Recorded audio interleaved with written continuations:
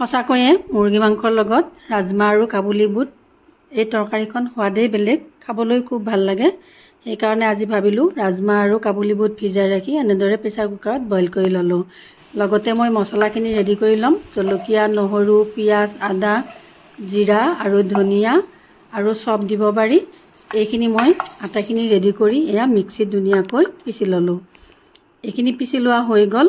এতিয়া মই মুৰ্গী মাংসখিনি ধুই হালধি নিমখ সানি আৰু অকণমান মছলাও দিব পাৰি এইখিনি মেৰিনেট কৰি আধা ঘণ্টা বা 1 ঘণ্টাৰ কাৰণে ৰাখি দিলোঁ।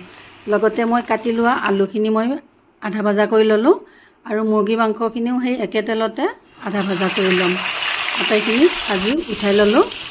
এয়া আটাইখিনি ৰেডি কৰি ল'লোঁ। এতিয়া আকৌ এই মুৰ্গী মাংস ভাজা তেলতে মই পিঁয়াজ, জলকীয়া এইখিনি ভালদৰে ভাজি লৈ যিখিনি মই পিচি লৈছিলোঁ মছলা সেইখিনি ইয়াতে ঢালি দি আকৌ ভালদৰে লৰাই থাকিম কিছু সময়ৰ কাৰণে।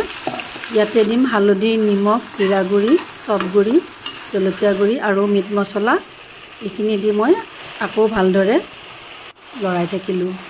এতিয়া মই ভাজি লোৱা মুৰ্গী মাংস আৰু আলুখিনি ইয়াতে দি দিম।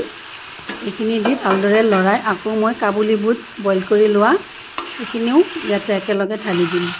এইখিনি ঢালি দিলোঁ। অকণমান পানী দি ঢাকনি এখন লগাই ইয়াতে মই এইখিনি আকৌ অকণমান সিজিবলৈ দিম। এইখিনি সিজি লোৱাৰ পিছত আকৌ মই বেছিকৈ পানী দিম। ভালদৰে আকৌ সিজিব। এইখিনি আকৌ বেছিকৈ পানী দিয়াৰ পিছত এনেদৰে হ'ব লাগে গ্ৰেভিটো। এয়া আমাৰ কাবুলী বুট আৰু ৰাজমাৰ মুৰ্গী মাংসৰ তৰকাৰীখন হৈয়ে গ'ল। এনেদৰে সজালোঁ। এয়া ভাতৰ লগত হওক বা ৰুটিৰ লগতে হওক বা লুচিৰ লগতে খাই খুব ভাল লাগে তৰকাৰীখন। এনেদৰে আপোনালোকে খায় নেকি? জনাবচোন। ৰেচিপিটো শ্বেয়াৰ কৰিব, ভাল লাগিল।